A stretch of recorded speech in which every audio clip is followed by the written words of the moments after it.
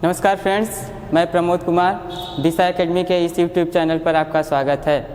होली की जितने भी दोस्त हमें देख पा रहे हैं सबके लिए होली की ढेर सारी शुभकामनाएं। आज हम लोग कुछ टॉपिक पे चर्चा करेंगे, मनोविज्ञान के बड़े इंपॉर्टेंट टॉपिक हैं। अगर आप चैनल को सब्सक्राइब नहीं किए हैं तो सब्सक्राइब जरूर करें और वीडियो लाइक तथा साथ में शेयर करें। ध्यान रखेंगे, आज हम लोग कोहल वर्ग के नैतिक विकास के विषय में अध्ययन करेंगे, जो बड़ा इम्पॉर्टेंट है। आगामी परीक्षाओं में बार बार पूछे जाते हैं प्रश्न, कोहल वर्ग का नैतिक विकास। तो सबसे पहले हम समझेंगे नैतिकता है क्या, नैतिक विकास कहते किसे हैं, मोरलिटी क्या है। नैतिक विकास पे सबसे पहले किसने बल दिया था, तो ध्यान रखेंगे नैतिक विकास पर कोहल वर्ग से पहले किसी मनोवैज्ञानिक ने बल दिया जिसका नाम था जीन पियाजे। अगर पूछेगा नैतिक विकास पे सबसे पहले किसने बल दिया था, जीन पियाजे ने दिया था। जीन पियाजे कौन, जिनकी एक बड़ी प्रसिद्ध पुस्तक की चर्चा हम लोग किए थे, the moral judgement of psychology. The moral judgement of psychology पुस्तक के लेखक कौन है, तो जीन पियाजे हैं। जीन पियाजे वही जिन्होंने संज्ञानात्मक विकास का सिद्धांत दिया था।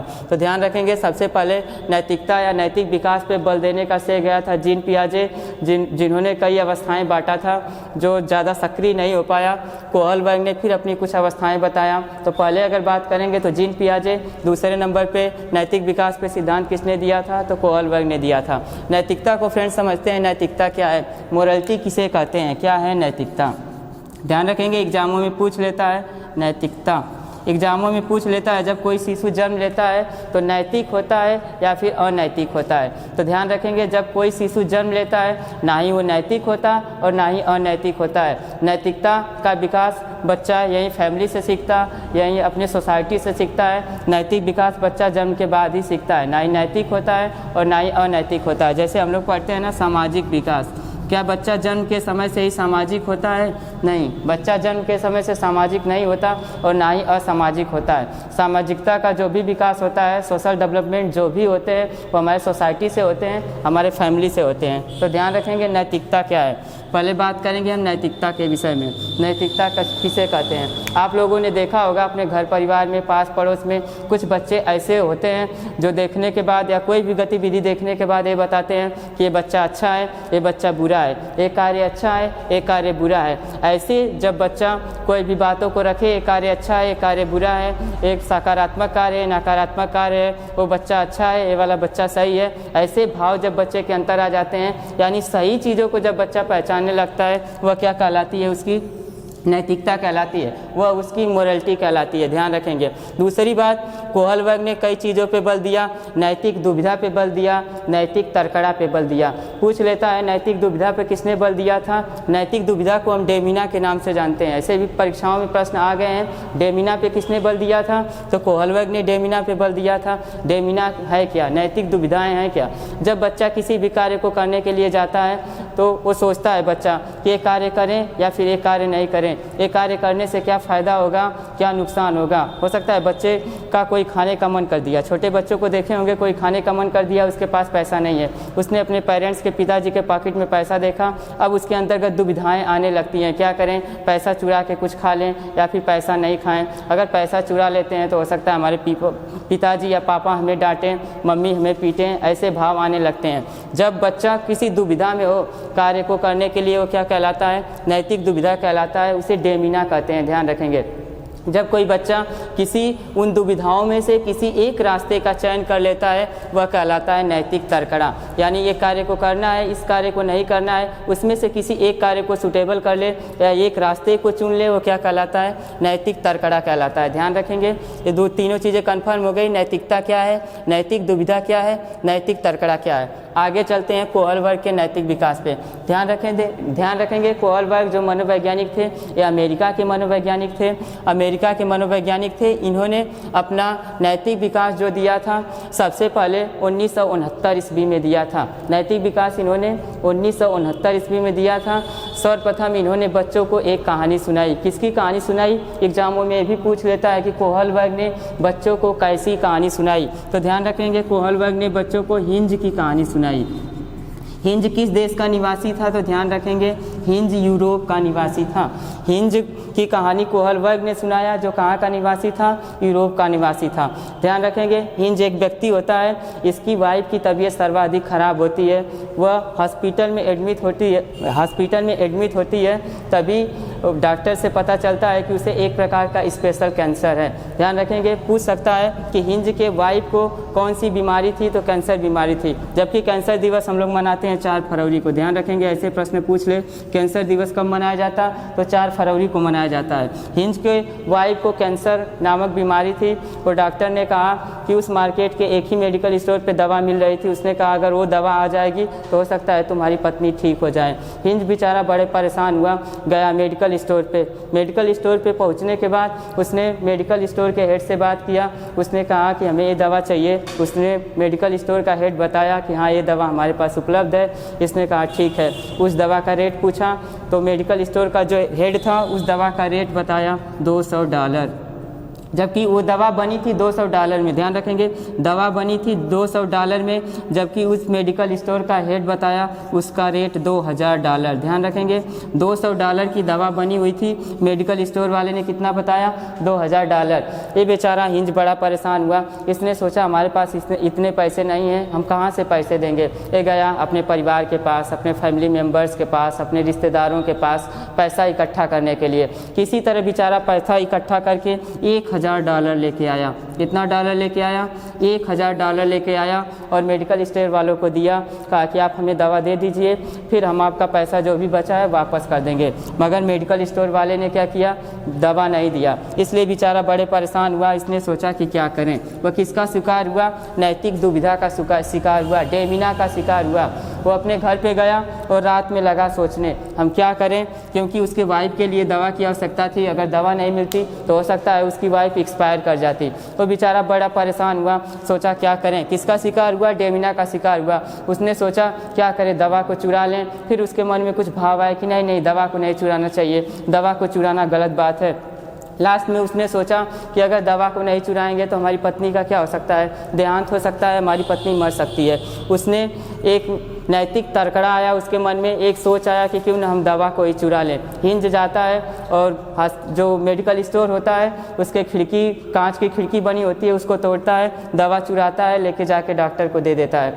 डॉक्टर को देने के बाद डॉक्टर उसके पत्नी को दवा दे देता है, उसके पत्नी को कुछ आराम हो जाता है। देखिएगा कोहलबर्ग ने एक कहानी किसको सुनाई, वहाँ पे अपने बच्चों को सुनाई। उसके यहाँ कुछ बच्चों की संख्याएँ बैठी हुई थी जिसको सुनाई। ये कहानी हम आप लोगों को सुना रहे हैं। उस पर बच्चे अपना तर्क वितर्क दिए, क्या हिंज को दवा चुराना चाहिए। कुछ बच्चों ने कहा हाँ ठीक है, अपने पत्नी को बचाने के लिए तो बिल्कुल दवा चुरा लेगा। कुछ ने कहा नहीं, ये हमारे समाज के विरुद्ध है, हमारे कानून के विरुद्ध है, दवा नहीं चुराना चाहिए हिंज को। ऐसे सब बच्चों ने तरह तरह के उत्तर दिए। कुछ तो हिंज के पक्ष में उत्तर दिए, कुछ हिंज के विपक्ष में उत्तर दिए। इस पे आधारित उस नैतिकता पे थोड़ी सोचते सोचते कोहलबर्ग ने नैतिक विकास को 3 भागों में डेवलप कर दिया, यानी 3 भागों में बांट दिया। पूछ लेता है नैतिक विकास के कितने स्तर हैं, तो ध्यान रखेंगे नैतिक विकास के 3 स्तर हैं। और नैतिक विकास के अंतर्गत कितने अवस्थाएं हैं, तो नैतिक विकास के अंतर्गत 6 अवस्थाएं हैं। हर एक स्तर में 2 अवस्थाएं हैं, इस वजह से 6 अवस्थाएं हो जाती हैं। नैतिक विकास 3 है। तो ध्यान रखेंगे पहला नैतिक विकास उन्होंने दिया था पूर्व परंपरागत अवस्था, दूसरा दिया था परंपरागत अवस्था, तीसरा दिया था उत्तर परंपरागत अवस्था। ध्यान रखेंगे पूर्व परंपरागत अवस्था, परंपरागत अवस्था और उत्तर परंपरागत अवस्था। ऐसे भी पूछ लेता है पूर्व परंपरागत अवस्था कब से कब तक चलती है, तो ध्यान रखेंगे पूर्व परंपरागत अवस्था चलती है 10 से 13 वर्ष तक। पूछ लेगा परंपरागत अवस्था कब से कब तक चलती है, तो ये 13 से 10 से थोड़ी से ध्यान रखेंगे। पूछ लेगा पूर्व परंपरागत अवस्था कब से चलती है, तो 4 से 10 वर्ष तक चलती है। ध्यान रखेंगे, थोड़ी सी मिस्टेक हो गया। पूर्व परंपरागत अवस्था 4 से 10 वर्ष चलती है। परंपरागत अवस्था जो है 10 से 13 वर्ष चलती है। उत्तर परंपरागत अवस्था जो है 13 से प्रौढ़ावस्था तक, कहीं वृद्धावस्था तक, ऐसे करके दे देता है। तो कहीं 16 भी दे देता है, 13 से 16, कहीं 13 से 18। तो ऑप्शन के अकॉर्डिंग इसको सही कर लेंगे। ध्यान रखेंगे पूर्व परंपरागत अवस्था को हम पूर्व औपचारिक अवस्था के नाम से जानते हैं। इसको पूर्व रूढ़िगत या पूर्व रूढ़िवादी अवस्था कहते हैं। इसको प्री कन्वेंशनल स्टेज कहते हैं। तो 3 चीज़ें ध्यान रखेंगे, पूर्व परंपरागत अवस्था को पूर्व रूढ़िवादी अवस्था, पूर्व औपचारिक अवस्था, प्री कन्वेंशनल स्टेज के नाम से जानते हैं। इसकी सीमा कितनी है तो ध्यान रखेंगे 4 से 10 वर्ष तक इसकी आयु अवधि होती है। ध्यान रखेंगे इस अवस्था में बच्चे का नैतिक विकास या नैतिकता का बिल्कुल अभाव होता है। और नैतिकता के विषय में बच्चा कुछ नहीं जानता, वो अपने समाज से सीखेगा, अपने परिवार से सीखेगा, अपने आसपास पड़ोस से सीखेगा। नैतिकता का कोई भी उसके अंदर काम नहीं कर रहा होता है, नैतिक विकास का बिल्कुल अभाव होता है। किस अवस्था में? पूर्व परंपरागत अवस्था में। ध्यान रखेंगे पूर्व परंपरागत अवस्था के अंतर्गत 2 अवस्थाएं बताई गई। फर्स्ट है डर, दंड या आज्ञाकारिता की अवस्था, जबकि सेकंड है स्वयं केंद्रित या व्यक्ति केंद्रित अवस्था। ध्यान रखेंगे किसी बच्चे को कोई कार्य हम कहते हैं पेरेंट्स कह दे किसी बच्चे को कि बच्चा ये काम कर लो, तो बच्चा को ये नहीं पता कि ये कार्य करने से हमारा फ़ायदा है। बच्चा इसलिए करता है कि हमारे शिक्षक जो कार्य हमें दिए होते हैं उसको नहीं करेंगे, या फिर जो हमारे पेरेंट्स कार्य दिए होते हैं उसको नहीं करेंगे तो हमें दंड करेंगे, हमें डांटेंगे। डर के वजह से बच्चा कर देता है। तो इस अवस्था में क्या होता है, बच्चे के अंदर दंड की डर होता है, डर के वजह से किसी कार्य को करता है। इसमें नैतिकता का बिल्कुल अभाव होता है। बच्चे से कोई काम भी करते हैं तो वो इसलिए नहीं करता कि शिक्षक होमवर्क दे दिए बच्चे को, बच्चा जाके होमवर्क करके आ जाता है। वह इसलिए नहीं करता कि होमवर्क करेंगे तो हम सीख पाएंगे, बल्कि वो इसलिए करता है कि अगर होमवर्क नहीं करेंगे तो हमें शिक्षक डांटेंगे, हमारी मम्मी हमें डांटेंगी। इस डर की वजह से बच्चा कर लेता है। ध्यान रखेंगे एक फर्स्ट था दंड या आज्ञाकारिता की अवस्था। इसमें आज्ञा को मानता है। इसमें इसके लिए कहावत फिट होती है, जिसकी लाठी उसकी भैंस, क्योंकि बच्चा को हम जो कहेंगे वही करेगा। इसलिए पूछ लेता है कि जिसकी लाठी उसकी भैंस को हल वर्ग के किस अवस्था के अंतर्गत आती है। तो ध्यान रखेंगे पूर्व परंपरागत अवस्था के अंतर्गत आती है। पूर्व परंपरागत अवस्था के प्रथम अवस्था के अंतर्गत आती है, भी ध्यान रखेंगे। दूसरा नंबर स्वयं केंद्रित या व्यक्ति केंद्रित अवस्था। बच्चा स्वयं केंद्रित या व्यक्ति केंद्रित अवस्था को ध्यान रखेंगे। इसमें बच्चा क्या करता है, इसको कहा जाता है जैसे का तैसा। पूछ सकता है जैसे का तैसा मुहावरा किसके लिए फिट होता है, तो स्वयं केंद्रित अवस्था। इसमें बच्चा बस अपने आप के विषय में सोचता है। किसी बच्चे से कोई कार्य कहा जाएगा तो वो भी यही चाहेगा कि जो कार्य हम सामने वाले के लिए कर रहे हैं वो भी हमारे लिए कुछ रिस्पॉन्स करे। जैसे सपोज करिए किसी बच्चा से एक बच्चा कह दिया ठीक है हम तुम्हारी मम्मी से झूठ बोल देंगे, तुम घूमने गए थे या तुम कोई गलती कर दिए, तो दूसरा बच्चा कहेगा ठीक है उसके बदले मैं तुम्हारे भी मम्मी से झूठ बोल दूंगा। मतलब जैसा बच्चा कार्य करेगा वैसे ही अपेक्षा दूसरे बच्चे से रखता है। किस अवस्था में? स्वयं केंद्रित अवस्था में। बच्चा अपने आप पे केंद्रित होता है, अपने ही विषय में सोचता है। इसी को कहते हैं जैसे को तैसा। मतलब जैसा सामने वाला बच्चा दूसरे बच्चा के प्रति करेगा वो भी उम्मीद करेगा वो भी हमारी तरह ऐसा ही करे। और दूसरा स्टेज आपका आ जाता है परंपरागत अवस्था। परंपरागत अवस्था को हम कन्वेंशनल स्टेज कहते हैं। यह 10 से 13 वर्ष में चलता है। ध्यान रखेंगे परंपरागत अवस्था या कन्वेंशनल स्टेज ये चलता है 10 से 13 वर्ष की अवस्था में। देखिएगा इसमें होता क्या है, इसमें बालक अच्छा बनना चाहता है या अच्छा लड़का बनना चाहता है, अच्छी लड़की बनना चाहता है। इसमें सब बच्चे ये चाहते हैं कि हमारी क्या हो, प्रशंसा हो। किस अवस्था में? 10 से 13 वर्ष में।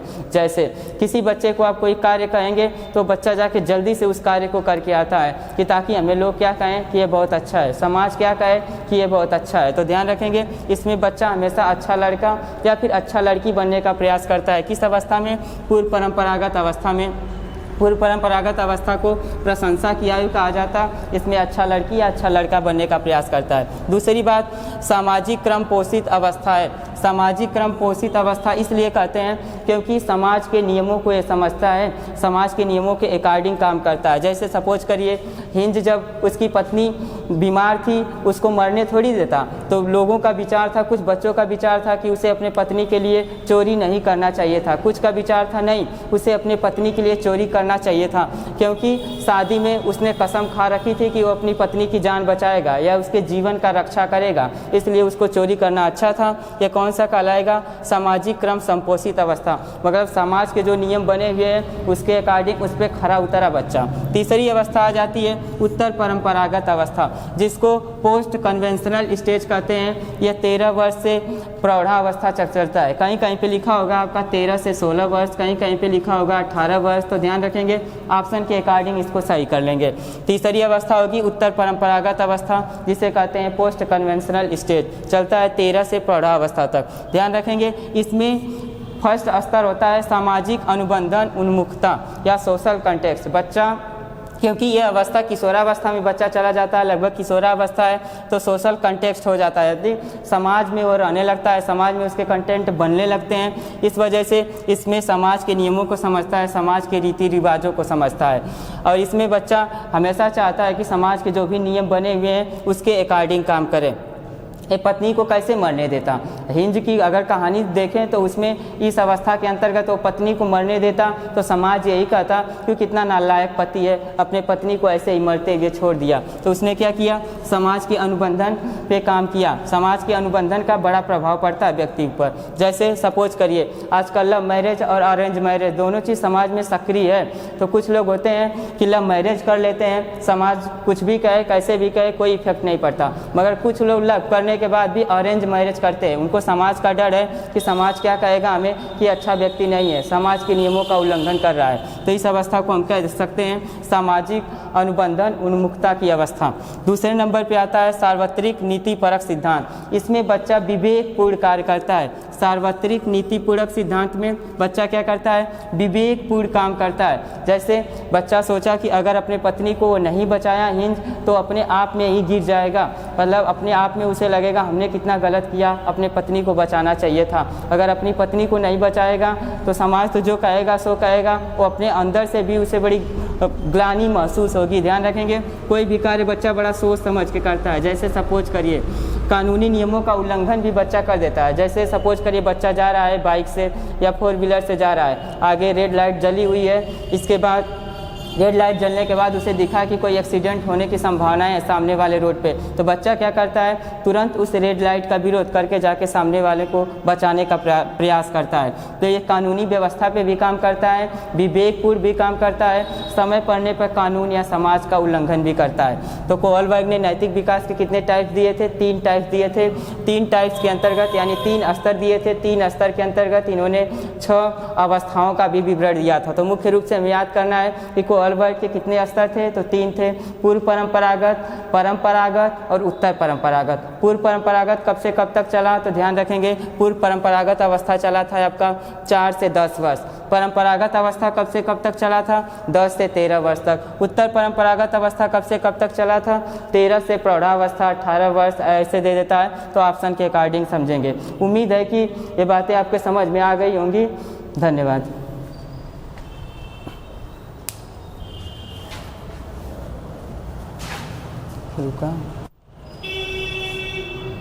रुक गया, नहीं रुका।